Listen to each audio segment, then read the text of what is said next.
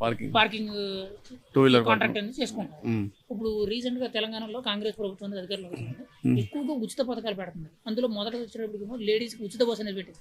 అది మంచిదేనంటారా?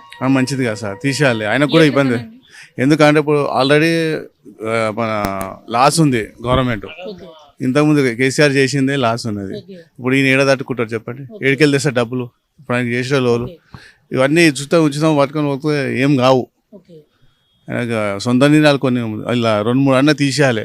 తీసి ఇప్పుడు పిల్లలకు వాళ్ళకన్నా ఉచితం చేసేయాలి. ఏంటంటే ఇప్పుడు పిల్లల చదువు, బస్ కిరాయి చూసుకోవాలంటే దానికి చేసేయాలి. దీని బదులు దానికి చేసేయాలి, బాగుంటుంది. ఇప్పుడు అదే కాకుండా ఆడవాళ్ళు ఎక్కువ బేస్ చేసుకుని కాంగ్రెస్ ప్రభుత్వం వచ్చిన నుంచి లేడీస్ కి 2,500 ఇస్తామని అని చెప్పి అది కూడా వేస్ట్ అని చెప్తున్నారు. అది కూడా వేస్ట్ స్వామి. ఎందుకంటే ఇప్పుడు వాళ్ళకి 2,500 నెలకి ఇచ్చిరనుకో, వాళ్ళు చేసే పని కూడా చేయరు, దాని మీద ఆధారపడతారు. మనిషికి వీక్ కానియద్దు, పనికి అతనే కంటిన్యూ చేసుకొని ఏదైనా పని చేసుకొని కానీ కంటిన్యూ చేసుకోవాలి అట్లనే. అది ఇప్పుడు అది కాకుండా మళ్ళీ అదే లేడీస్ కి 70,000 ఎలక్ట్రిక్ స్కూటీలు ఉంటాయి కదండి, అవి పంచి పెడతాము. అంటే చదువుకునే పిల్లలకో లేకపోతే ఉద్యోగాలు చేసుకునే ఆడవాళ్ళు కానీ ఎవరనేది తెలియదు, కానీ సంథింగ్ ఆడవాళ్ళకి అయితే పంచుతామని చెప్తున్నారండి. ఆ వార్త కూడా బయటకు వచ్చిందండి. దానికోసం కూడా నిర్ణయాలు తీసుకుంటారు. ఇది మంచిదేనంటారా విషయం? ఒక లెక్క చూస్తే మంచిదే అందరికి.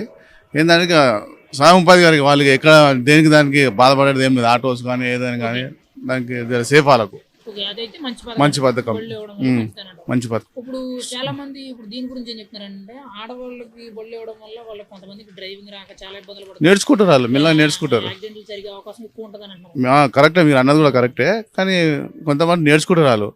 ఎంత నెమ్మదిగా అవుతే అంత మంచిది. ఇప్పుడు ఈ 15 రోజుల్లో ఒక్కొక్క నిర్ణయం తీసుకుంటుందండి. ఇప్పుడు రేవంత్ రెడ్డి గారు రీసెంట్గా ఒక మాట అన్నారండి,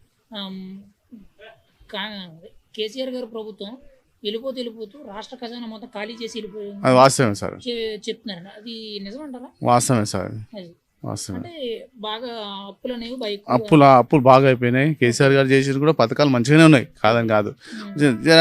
పబ్లిక్ దగ్గర తిరగక, కాన్స్టిట్యున్సీలో తిరగక, పబ్లిక్ తో మాట్లాడక అలా దెబ్బతిన్నాడు ఆయన. లేకపోతే నెక్స్ట్ కేసీఆర్ గారికి బాగా మేజర్ గా ఓడిపోవడం కారణం ఏంటండి?